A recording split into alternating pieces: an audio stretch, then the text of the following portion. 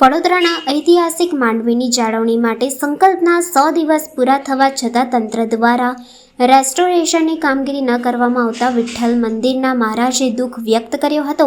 ઐતિહાસિક વિઠ્ઠલ મંદિરના મહારાજ હરિઓમ વ્યાસ દ્વારા સંકલ્પ લેવામાં આવ્યો હતો, જેને 100 દિવસ પૂરા થઈ ગયા છે। જ્યાં સુધી માંડવી ગેટનું રીરેસ્ટોરેશન નહીં થાય ત્યાં સુધી પગમાં પગરખા નહીં પહેરે તેવો સંકલ્પ લીધો હતો, જે હજી પણ યથાવત રહ્યો છે। પાલિકા દ્વારા કોઈ પણ પ્રકારની રેસ્ટોરેશનની કામગીરી કરવામાં ન આવતા હરિઓમ વ્યાસ દુઃખી થયા હતા। વિઠ્ઠલ મંદિરના મહારાજ હરિઓમ વ્યાસના પડખે વડોદરા શહેર કોંગ્રેસ ઊભી રહી છે। ધરોહર અને ધર્મની જાળવણીમાં પાલિકા નિષ્ફળ નીવડ્યું છે તેમ વિઠ્ઠલ મંદિરના મહારાજ હરિઓમ વ્યાસ દ્વારા જણાવવામાં આવ્યું હતું। વડોદરાના ઐતિહાસિક વારસાને સાચવવા એના યોગ્ય રિસ્ટોરેશન અને જાળવણી માટે આજે મારા તપનો 100મો દિવસ છે। 100 દિવસથી ચંપલ પહેરવાના છોડી દીધા છે અને માંડવી નીચે દરરોજે બપોરે અષ્ટાક્ષર મંત્રનો જપ કરું એ એના માટે કે મહાનગરપાલિકાના કમિશનરશ્રીને યોગ્ય હેરિટેજ સ્કીમ મળે, જેના દ્વારા વડોદરાના ઐતિહાસિક વારસાનું યોગ્ય રીતે રિસ્ટોરેશન થાય।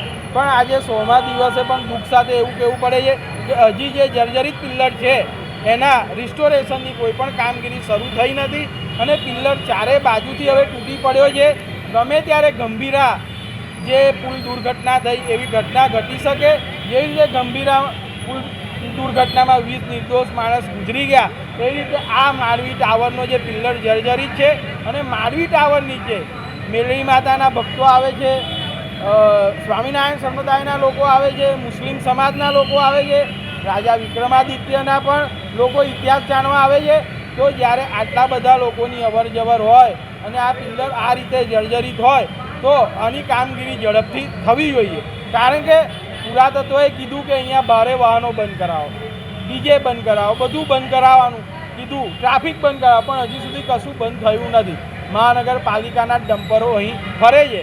તો આજે 100મા દિવસે મહાનગરપાલિકાના કમિશનરશ્રીને કહીશ કે ઝડપથી માંડવી ઐતિહાસિક દરવાજાના રિસ્ટોરેશનનું કામ શરૂ કરાવો અને વડોદરાના બીજા પણ ઐતિહાસિક વારસાની યોગ્ય રીતે જાળવણી કરો। હવે આજે 100મા દિવસે મને પોલીસમાંથી ફોન આવ્યો કે મહારાજ તમે માંડવી નીચે બધાને બોલાવ્યા છે। એટલે મેં કીધું જો માંડવી એ માતાજીનું સ્થાન છે, માંડવી નીચે હું ખુલ્લા પગે તપ કરું છું અને અષ્ટાક્ષર મંત્રનો જપ કરું છું। કોઈપણ બ્રાહ્મણે જપ તપ કરવા માટે કોઈની પરમિશન લેવાની હોય નહીં। અને હા, આ મુહિમ મારા વડોદરા શહેરના ઐતિહાસિક વારસાને સાચવવા માટેની છે અને એ જ એક જાગૃત નાગરિક તરીકે મારી બોલવાની ફરજ છે। અને મહાનગરપાલિકાના કમિશનરશ્રી પણ કહે છે કે વડોદરાના વિકાસમાં જનભાગીદારીની જરૂર પડશે। તો એ જ જનભાગીદારીના ભાગરૂપે હું મીડિયાના માધ્યમથી મહાનગરપાલિકાના કમિશનરશ્રીને વડોદરાના ઐતિહાસિક વારસાનું રિસ્ટોરેશન પહેલાં તો વડોદરા અને વડોદરામાં ખાસ કરીને માંડવી જે હેરિટેજ બિલ્ડિંગ ગણાય, મહારાજ શ્રી વિઠ્ઠલનાથજી મંદિરના મહારાજ શ્રી હરિઓમ મહારાજ જે છે તે રોજ 12 થી 4 ખુલ્લા પગે આ માંડવી નીચે ઊભા રહે છે, કેમ કે એમને વડોદરાની લાગણી છે। વડોદરા શહેરની હેરિટેજ બિલ્ડિંગ માંડવીની લાગણી છે।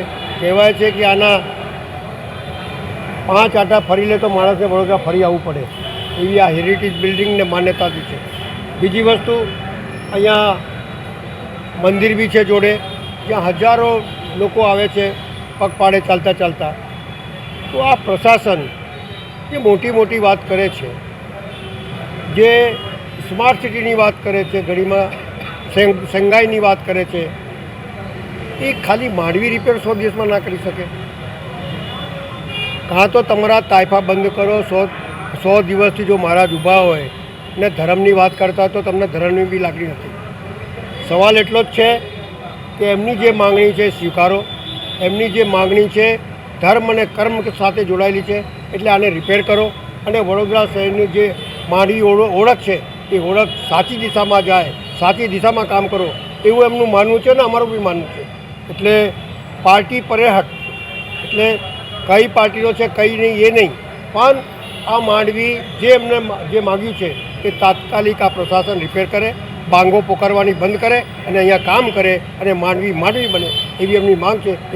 છેલ્લા 100 દિવસથી આ વડોદરાના ઐતિહાસિક મંદિર વિઠ્ઠલ મંદિરના પૂજારી એવા મહંત શ્રી હરિઓમ વ્યાસ મહારાજ જે આ માંડવી જે ઐતિહાસિક વારસો છે એને બચાવવા માટે ઉગાડા પગે ફરવાના સંકલ્પ સાથે 100 દિવસથી તપ કરી રહ્યા છે. વાત એવી છે કે જે ભ્રષ્ટ શાસકો જે સત્તામાં બેઠા છે એમના એટલા જાડી ચામડીના થઈ ગયા છે કે એમના પેટનું પાણી નથી હલતું કે આ 100 દિવસ થઈ ગયા છે છતાં અહીંયા તમે જુઓ કે આ પિલ્લરની સ્થિતિ એવી થઈ ગઈ છે કે ગમે ત્યારે પડી જાય. અને તે છતાં અહીંયા વડોદરા શહેરના સાંસદ, વડોદરાના મેયર, આ વિધાનસભાના ધારાસભ્ય બધા અહીંયા આવીને ગયા, બધા મીડિયાના માધ્યમથી મોટી મોટી વાતો કરીને ગયા.